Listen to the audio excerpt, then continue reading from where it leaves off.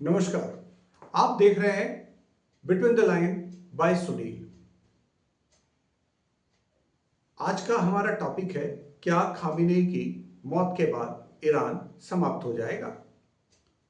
दुनिया की राजनीति में हर गली चौक चौराहे पे इन दिनों चर्चा है कि क्या खामेनेई की मौत के बाद ईरान समाप्त हो जाएगा। क्या मिडिल ईस्ट में एक बड़ा बदलाव देखने को मिल सकता है। क्या इस क्षेत्र में अस्थिरता आ सकती है। आइए इस मुद्दे को विस्तार से समझते हैं।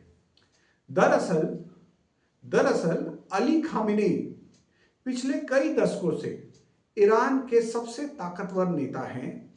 वे देश के सुप्रीम लीडर थे और ईरान की सेना, विदेश नीति और कई बड़े फैसलों पर उनका अंतिम अधिकार होता है। लेकिन इतिहास बताता है कि किसी भी देश का अस्तित्व किसी एक नेता पर निर्भर नहीं करता है।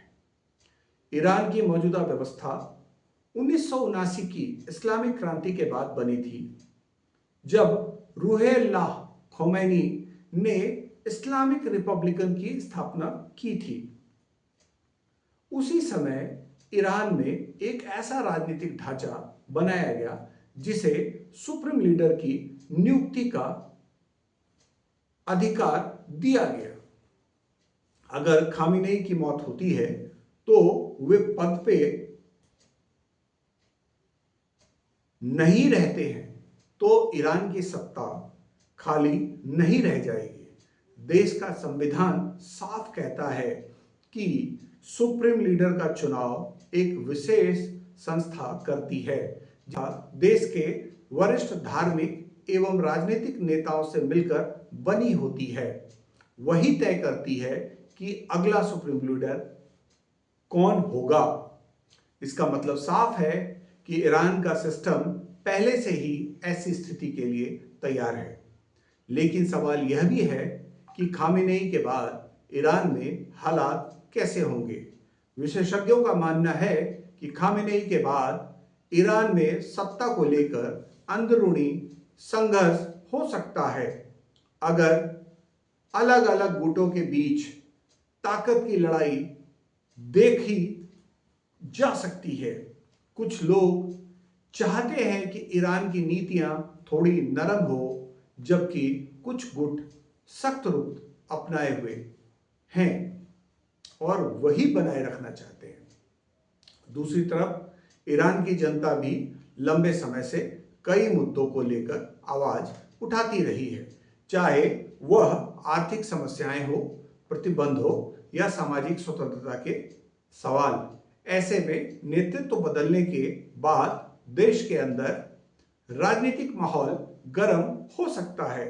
मिडिल ईस्ट की राजनीति पर भी इसका असर पड़ सकता है।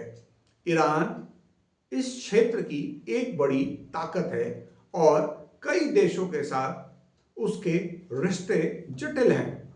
अगर नया सुप्रीम लीडर आता है तो संभव है कि विदेश नीति में कुछ बदलाव देखने को मिले, सख्त नीति जारी रहे।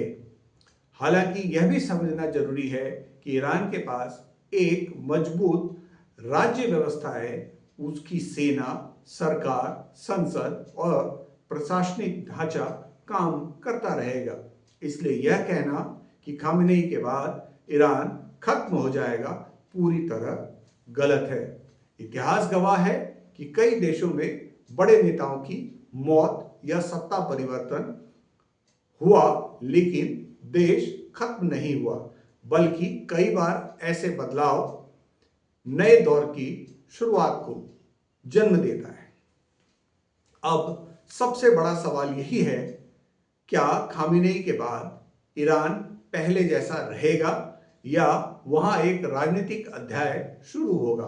फिलहाल इतना जरूर कहा जा सकता है कि खामेनेई के बाद ईरान में बदलाव की संभावना है, लेकिन देश का अस्तित्व खत्म होने का सवाल ही नहीं उठता। दुनिया की नजरें अब इसी बात पर टिकी है कि भविष्य में ईरान की राजनीति किस दिशा में बढ़ेगी।